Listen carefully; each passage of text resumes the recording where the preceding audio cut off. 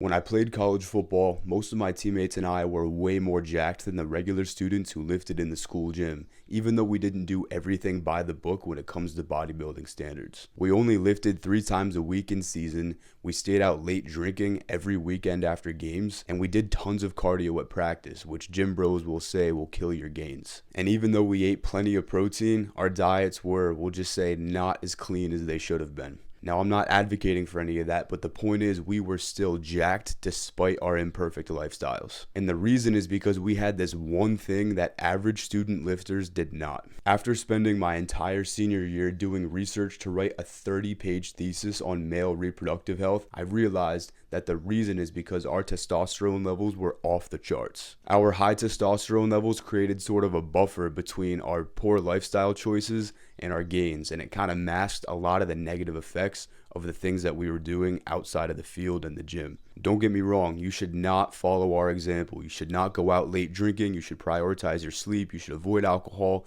and you should eat clean.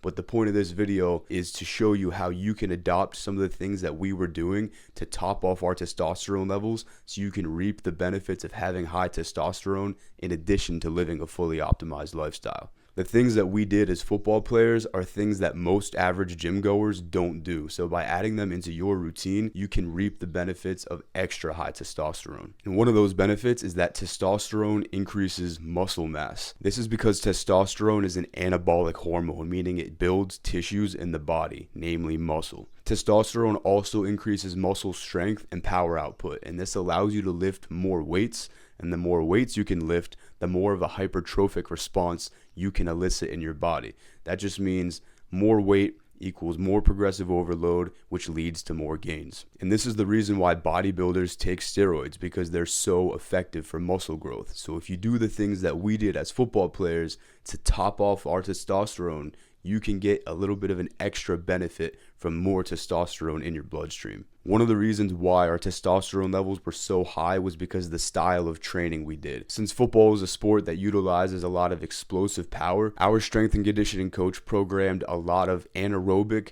multi-joint exercises that use type 2 muscle fibers. So I'll break that down for you. Anaerobic just means that the body is training under high intensity. Type 2 muscle fibers are fast twitch. This means that they produce a high level of muscular power output and they contract quickly. In order to fuel this type of exercise, the body needs to use glucose. This process occurs without oxygen. Contrast that to aerobic exercise, think like long distance jogging or biking. This utilizes oxygen for energy, but these types of movements aren't nearly as explosive or powerful. It is explosive, powerful, anaerobic, high-intensity movements like those done in the football field and those programmed in our training that elicit the most powerful testosterone releasing response. A great example of this difference is to compare sprinters to long distance runners. Sprinters are a lot more muscular and have a lot higher testosterone, not only because of sprinting itself, but because their training requires a lot more lifting and explosive, powerful movements that make them better sprinters. And these types of movements and this style of training is much more conducive to high testosterone production than long distance jogging. The other thing about type 2 muscle fibers is they have a much higher density of androgen receptors. Now, androgen receptors are just the binding sites where testosterone binds in the body.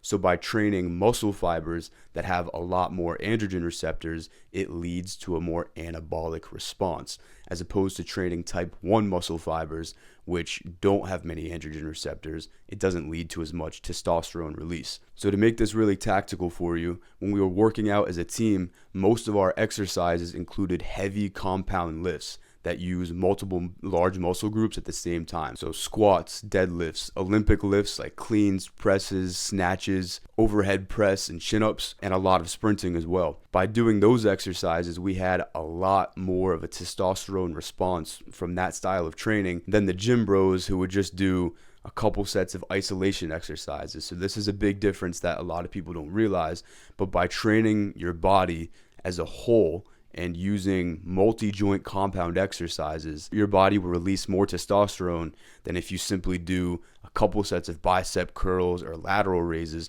which only work one muscle at a time. And the reason why these types of exercises release less testosterone than larger, more explosive movements that use the whole body is because the amount of testosterone that's released from exercise is in proportion to the amount of effort put into that exercise. And this makes sense evolutionarily. If you think back to the time of our caveman ancestors, if a caveman needed to go hunt down a woolly mammoth or lift something heavy, this would require a lot of energy. And since all organisms, including humans, adapt to the stressors of their environment, the body would release more testosterone to support those high intensity activities, because one of testosterone's functions is increased muscle mass and muscle power. So by increasing testosterone, the caveman's body would be more capable of doing those activities that require more effort and more power. So actionable takeaway number 1 for you is to make heavy, compound, and explosive lifts the core part of your training. You can still incorporate your single joint isolation exercises, but the majority of your training should be in this style. If you want to look like a football player, you got to train like one. So no more arm days. Make every workout include these types of exercises. Another reason why football players have such high testosterone levels, which is what makes them so jacked, is because football is extremely competitive, not just in the games, but also in every practice, every lifting session. We had drills specifically called competes, where we would go against one another in specific drills. The entire team would gather around and watch the two guys compete. Or in the weight room, you're always competing against yourself to hit your new PR. And you're surrounded by a whole bunch of other guys who are lifting oftentimes more weight than you. So you're always competing against other men. And then, of course, the games are, the epitome of competition in the modern world. It's about as close as it gets to real life warfare. And competition is scientifically proven to increase testosterone, especially when you win. So competition itself will drive up testosterone, but when you win, it drives up testosterone even more. So actionable takeaway number 2 for you is to find ways to incorporate competition into your training. This can be lifting with a couple other guys or a lifting partner who's at your level or better than you, so you're always competing with them to improve. This can be taking on a sport of your own. Something like rugby or something physical would be ideal. Martial arts are fantastic. Now that I'm no longer a football player, I've taken up jiu-jitsu and kickboxing, and this is how I get my competition in. It's also physical. You can still do competition in basketball and soccer, and I don't have any science to back this one up, but it's of my intuition as a lifetime athlete and studying testosterone that physical competition like football, rugby, and martial arts probably elicits a more powerful testosterone releasing response than other sports where it's not as physical. So I highly recommend you take up a physical competitive activity outside of the gym. And that leads me to my next point, which is that football players have such high testosterone because they train with a purpose. We were always training to win. Our team won 3 consecutive Division III championships because we always had the goal of winning that in mind. So for every practice session, for every lifting session, we always reminded ourselves that we are training for this goal. We were training with a purpose. But way too many guys just go to the gym and they just train just to work out. They go in there, they do a couple sets of curls, they'll hit an arm day and call it a day. They check the gym off their to-do list. But when you train with a purpose, it gets the best out of you. It brings out your best effort. And not only that, but having a purpose, in a sense, increases testosterone. Now, this one is somewhat scientifically backed. It's been found that striving for goals and striving for status seeking increases testosterone. So I would extrapolate on that research with a little bit of bro science and say that training with a purpose or some sort of an objective would increase testosterone more than just training willy-nilly. If you think about it, every time you achieve a new goal that's based on your purpose, the very act of achieving a goal, increases dopamine and testosterone and other, neurochemicals and hormones. So you should always be training with a purpose, and this can tie in directly with competition. So your purpose can be to win one of the competitive activities that you engage in. For me, I did some jiu-jitsu competitions, and in the months leading up to those, my purpose was to win that competition. So in this way, you can combine and compound the effects of training with a purpose and competition. They go hand in hand. So many guys, their only aspect of fitness in their life is just going to the gym, and it can get monotonous. Spartan races are another good one. I've started doing Spartan races as well, and you're competing against the people next to you. It's pretty physical, carrying heavy objects and going over obstacles. So there's so many options for you out there, but I would highly encourage you to take up some sort of a physical, I don't even want to call it a hobby, a sport, or a purpose-based training activity to train and direct your efforts toward. And if it's competitive as well, you get both benefits of training with a purpose and competition, and this will lead to a better testosterone response. It will get the best out of you in your training, and in this way, you can mimic how football players train to get similar results. During our team workouts, we had over 50-something guys in one weight room slamming weights, grunting, and working out together. And this emphasizes the power of the pack mentality. Most guys just train by themselves in the gym. They're afraid to make noise, and they don't want to disturb the people around them, so they're not grunting, they're not slamming weights and really pushing themselves to the max. And this is a problem because testosterone makes effort feel good. That's one of its functions, is testosterone makes effort feel rewarding because it drives the organism to push itself. Like a caveman, if you go back, everything ties back to evolution, guys. So if you think of a caveman with higher testosterone, he will be more likely to push himself to the limits when he's, foraging in the frontiers or hunting a woolly mammoth or something like that. So the more effort, and it goes both ways. Testosterone makes effort feel good, and the more effort you put into your training, the more testosterone gets released. So the point I'm trying to make here is, by training with other men, you will put in more effort, and when you put in more effort, your body will release more testosterone. And all the old, the golden era bodybuilders train this way. Like Arnold and Franco, they always had a training partner. So this causes you to not only push yourself harder, but just being surrounded with other masculine men creates that pack mentality that human beings have had through all of our evolution.